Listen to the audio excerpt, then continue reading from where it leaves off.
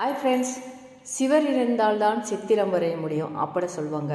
Okay, சிவர்னு குறிப்பிடுறது நம்ம உடம்பை தான் சொல்கிறாங்க. நம்ம இருந்தால் தானே சித்திரம் வரைய முடியும்.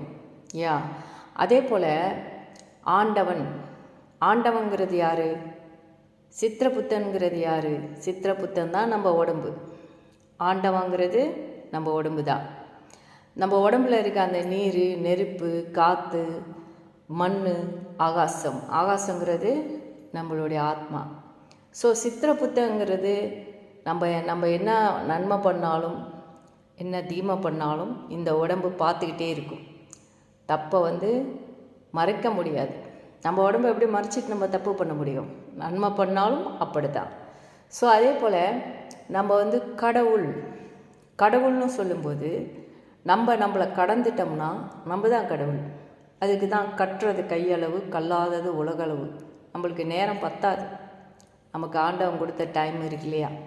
ஸோ அதே போல் சாமியார், ஆசாமியார். சாமியார்னால் அவங்களுக்கு நேம் கிடையாது, அவங்க சன்னியாசியாக போயிட்டாங்க.